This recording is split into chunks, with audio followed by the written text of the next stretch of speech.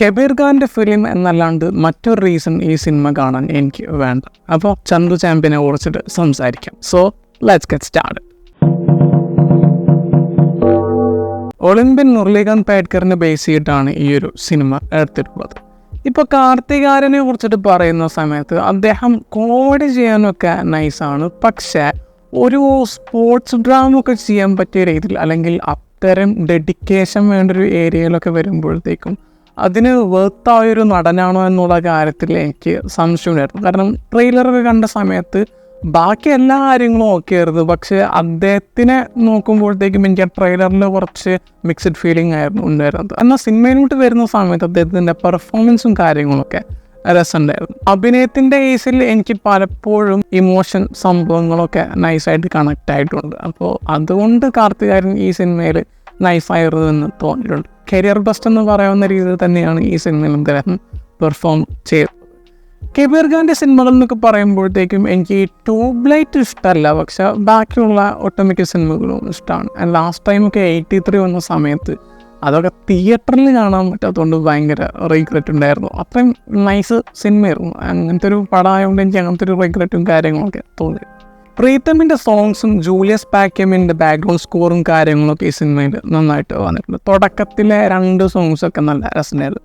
പിന്നീട് അങ്ങോട്ട് അത്യാവശ്യം ഡീസൻ്റായിട്ട് തോന്നിക്കുന്ന സോങ്സും കാര്യങ്ങളൊക്കെ വന്നിട്ടുണ്ട്. ബോളിവുഡിൽ ബയോപിക്കൊക്കെ ചെയ്യുന്നത് റെഗുലറായിട്ട് സംഭവിക്കുന്ന ഒരു കാര്യമാണ്. എല്ലാ വർഷവും അവരിങ്ങനത്തെ ഒരു സംഭവം ചെയ്യാറുണ്ട്.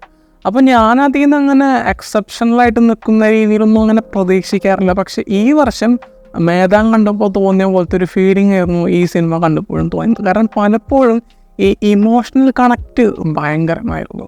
അതിൻ്റെ ആ ഒരു ബേസ് പിടിച്ചിട്ട് തന്നെയാണ് പലപ്പോഴും ഈ സിനിമ സ്കോർ ചെയ്ത് പോകുന്നത്.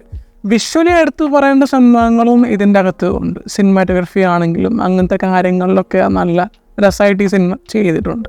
ഒരു 125 കോടി ബഡ്ജറ്റിൽ ചെയ്തൊരു സിനിമ എന്നുള്ളത് ഈ സിനിമ കാണുമ്പോൾ ഫീൽ ചെയ്യുന്നുണ്ട്. കാരണം പീരീഡായിട്ടുള്ള കാര്യങ്ങൾ സെറ്റ് ചെയ്ത് വെക്കണം, പിന്നെ സ്പോർട്സ് നടക്കുന്ന സംഭവങ്ങളും അങ്ങനത്തെ കാര്യങ്ങളൊക്കെ വെച്ചിട്ട് ആ ഒരു അത്രയും ബഡ്ജറ്റ് ചിലവായിട്ടുണ്ട് എന്നുള്ളത് ഈ സിനിമ കാണുമ്പോൾ വിസിബിൾ ആവുന്നുണ്ട്. അപ്പോൾ ആ കാര്യത്തിലൊക്കെ ഓക്കെയാണ്. ഈ സിനിമ തുടങ്ങിയിട്ട് ഒരു 15 മിനിറ്റ് ആകുമ്പോഴത്തേക്കും ഭയങ്കരമായിട്ട് ഇമോഷൻ എവോക്ക് ചെയ്യുന്നുണ്ട്. കാരണം അത് കാണുമ്പോഴത്തേക്കും എന്തെങ്കിലും ഗൂസ് ബംസ് അടിക്കുക അല്ലെങ്കിൽ ഇമോഷണലായിട്ട് തോന്നുന്ന അങ്ങനത്തെ സംഭവങ്ങളൊക്കെ ഉണ്ട്. അപ്പോൾ തുടക്കത്തിലെ തന്നെ അങ്ങനെ പിടിച്ചിരുത്തുന്നതുകൊണ്ട് പിന്നെ ഈ സിനിമ കാണാൻ വേണ്ടിയിട്ട് ഒരു ആൻറ്റിസിപ്പേഷനും കാര്യങ്ങളൊക്കെ പിന്നീടുള്ള ഇവൻസിലോട്ട് കിടക്കുമ്പോഴത്തേക്കും അത് വരുന്നുണ്ട്. അപ്പോൾ അത് പിടിച്ചിട്ട് തന്നെ ഈ സിനിമ നല്ല കൺട്രോളോടെ തന്നെ പോയിട്ടുണ്ട്. അപ്പോൾ ആ കാര്യത്തിലൊക്കെ എനിക്ക് നന്നായിട്ട് ഈ സിനിമ സാറ്റിസ്ഫൈഡ് ആയിട്ടുണ്ട്. ഇൻ്റർവെൽ പോർഷനൊക്കെ വരെ ഭയങ്കര പീക്ക് ലെവലിലാണ് പോയിട്ടുള്ളത്.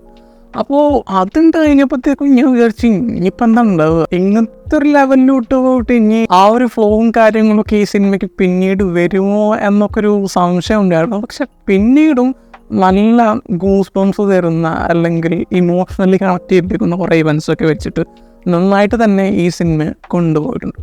ടോട്ടലി പറഞ്ഞാൽ എനിക്ക് നന്നായിട്ട് ഇഷ്ടപ്പെട്ടൊരു സിനിമ തന്നെയാണ് ചന്തു ചാമ്പ്യൻ. ഓക്കെ, അപ്പോൾ മറ്റൊരു വീഡിയോയുമായിട്ട് പിന്നെ വരാം. Bye guys.